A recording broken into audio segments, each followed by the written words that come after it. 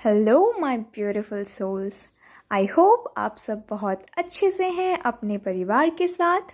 तो आज हम शुरू करने जा रहे हैं हमारे इंट्रोडक्शन टू वुमेन स्टडीज़ का another topic which is women studies as an academic discipline. So let's get started. So first off we will know कि पूरी दुनिया में हमारे ग्लोब में किस तरह से वुमेन स्टडीज़ का इमर्जेंस हुआ, यानी कि वुमेन स्टडीज़ का उद्भव हुआ, इसका डेवलपमेंट हुआ। तो जब हमारा सेकेंड वेव फेमिनिस्ट मूवमेंट चल रहा था उसी टाइम के दौरान ही वुमेन स्टडीज़ का इमर्जेंस हुआ इन आवर एकेडमिक कम्युनिटी, जिसका मेन एम था, मुख्य लक्ष्य था कि किस तरह से ये डिफरेंट बैकग्राउंड से सारी महिलाओं को इकट्ठे लाकर वो जो अपने लाइफ में जो डिस्क्रिमिनेशन, ऑपरेशन, सप्रेशन का शिकार हो रहे हैं, जो लाइफ एक्सपीरियंस है उसको इकट्ठे लाएंगे, नॉलेजेबल बनेंगे अपने लाइफ के ऊपर। तो ये जो हमारा वुमेन स्टडीज़ है ये एज एकेडमिक डिसिप्लिन स्टार्ट हुआ ड्यूरिंग 1970 और ये पूरे वर्ल्ड के वुमेन के लाइफ को ऑब्ज़र्व करता है बहुत ही अच्छी तरह से, और ये फोकस करता है कि किस तरह से जेंडर इंटरकनेक्ट करता है अदर डिफरेंट सेक्शंस के साथ। जैसे कि हमने पहले से पढ़ रखा है कि जो हमारा वुमेन स्टडीज़ है, जेंडर स्टडीज़ है, ये इंटरसेक्शनल है, साथ ही साथ ये इंटरडिसिप्लिनरी फील्ड भी है जो कि एग्जामाइन करता है कि किस तरह से जेंडर एक सोशल और कल्चरल कंस्ट्रक्ट से बना है, किस तरह से वुमेन लोगों का सोशल स्टेटस हमारी दुनिया में है, किस तरह से वुमेन लोग कंट्रीब्यूशन करते हैं इकोनॉमिकली, सोशली, पॉलिटिकली, और किस तरह से पावर और जेंडर के बीच रिलेशनशिप बनता है। So friends, now we will see that how women studies emerged in our India, किस तरह से इसका डेवलपमेंट हुआ, उद्भव हुआ। तो गाइस, इंडिपेंडेंस से पहले ही काफ़ी सारे वुमेन्स मूवमेंट्स जो कि अपना हल्ला मचा चुके थे और काफ़ी सक्सेसफुल हो चुके थे, तो वो एक बहुत ही अच्छा फाउंडेशन बनाया वुमेन स्टडीज़ के इमर्जेंस के लिए।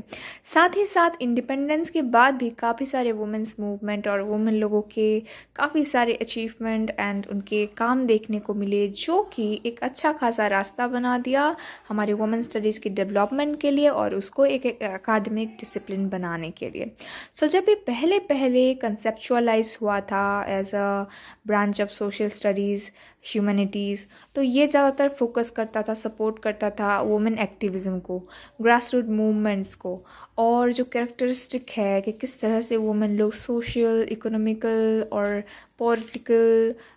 फील्ड में पार्टिसिपेट करते हैं, उनका कंडीशन कैसा है, तो इन सारी चीज़ों के ऊपर पहले फोकस किया जाता था। So friends, now we will see those commissions जिन्होंने कि वुमेन्स इश्यूज़ के ऊपर पहले कुछ काम कर रखे थे।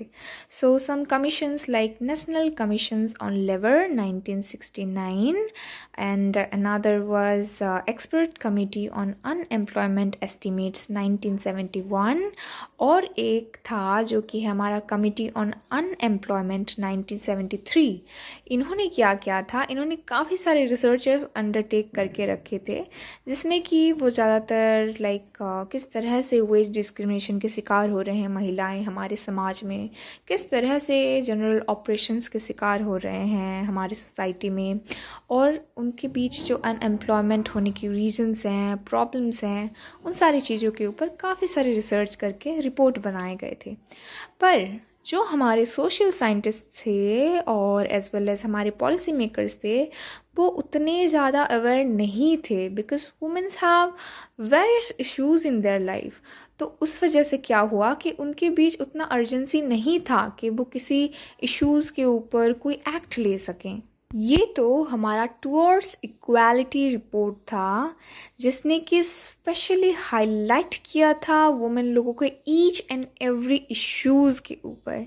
जैसे कि उनका इकोनॉमिक डिप्राइविटी हो गया हमारी सोसाइटी में, उनका डिस्ट्रेसिंग स्टेटस हो गया इंडियन सोसाइटी में, पैट्रियार्कल डिस्क्रिमिनेशन जो फेस कर रहे हैं और उसकी वजह से जो सारे प्रॉब्लम्स वो लोग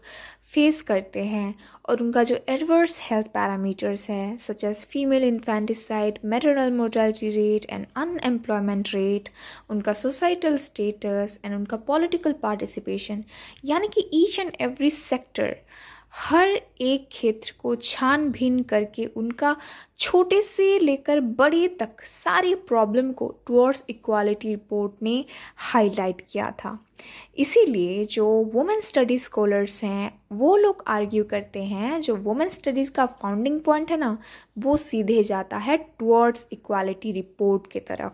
जो कि 1974 में पब्लिश हुआ था by the committee of status of women in India, यानी कि CWSI, जिसको कि गवर्नमेंट ने 1972 में एस्टेब्लिश किया था, अपॉइंट किया था कि वो लोग एक रिपोर्ट बनाए हमारे इंडियन वुमेन के लाइफ कंडीशंस के ऊपर, है ना। और ये कब था? ये टाइम था जब फेमिनिस्ट मूवमेंट हमारे इंडिया में सख्ती से आगे बढ़ रहे थे। तो इसको हम और एक बार अच्छे से याद कर लेते हैं कि 1972 में गवर्नमेंट ने CWSI को अपॉइंट किया था कि हमारे इंडिया की वुमेन की लाइफ कंडीशन के ऊपर ये लोग एक रिपोर्ट बनाए। तो 2 साल तक अच्छे से रिसर्च करने के बाद, ईच एंड एवरी एस्पेक्ट को देखने के बाद, छानबीन करने के बाद हमारा ये टुवर्ड्स इक्वालिटी रिपोर्ट पब्लिश हुआ था 1974 में by the committee of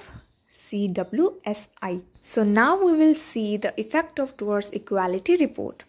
तो जो फाइंडिंग्स निकले ये टुवर्ड्स इक्वालिटी रिपोर्ट से, ये काफ़ी हद तक प्रेरित किए हमारे ICSSR को, यानी कि Indian council of social science research को, कि SNDT वुमेंस यूनिवर्सिटी में रिसर्च यूनिट स्थापित किया जाए, वहाँ पे बनाया जाए, जो कि वुमेन रिलेटेड एकेडमिक प्रोजेक्ट्स को फंड रेज करे। इसके बाद ही हमारी दिल्ली में institute of social studies trust establishment हुआ, साथ ही साथ centre for women development studies establish हुआ इन 1980, जो कि earliest university and research centre के तौर पे जाने जाते हैं। सो गाइस,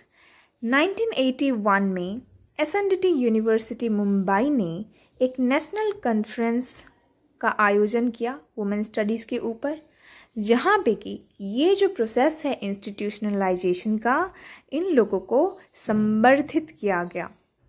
साथ ही साथ वहाँ पे इस आइडिया का भी फॉर्मेशन हुआ कि Indian association of women studies का फॉर्मेशन होगा, यानी कि IAWS का फॉर्मेशन होगा, जो कि 1982 में बनकर एस्टैब्लिश भी हो गया।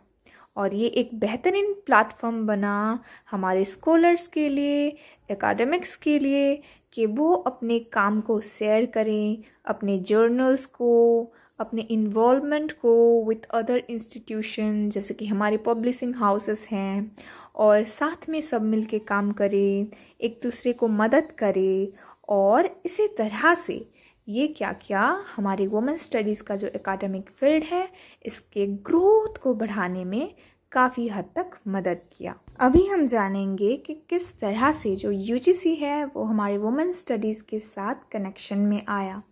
1985 में Anveshi research centre for women studies का सेटअप हुआ। उसके बाद ही जो हमारा UGC है, along with our IAWS organisation, यानी कि जो हमारा Indian association of women studies है, ये दोनों मिलके एक सेमिनार ऑर्गेनाइज किए साथ, जहाँ पे कि उन्होंने जो वुमेन स्टडी सेंटर है उसको किस तरह से फंड रेज करना है, किस तरह से वहाँ पे जो रिसर्च चल रहा है, टीचिंग चल रहा है वुमेन स्टडीज़ के ऊपर, उसको किस तरह से आगे बढ़ाना है, इन सारी चीज़ों के ऊपर फोकस किए थे। उसके बाद 1986 में UGC ने काफ़ी सारे ऐसे गाइडलाइंस फॉर्मुलेट किए कि वुमेन स्टडीज़ का डेवलपमेंट हो सके हमारे इंडियन यूनिवर्सिटीज़ में, हमारे इंडियन कॉलेजेस में। और साथ ही साथ UGC ने 4 women studies research centre establishment किए, जो कि केरला यूनिवर्सिटी में है, पंजाब में है, दिल्ली में है और वाराणसी में है।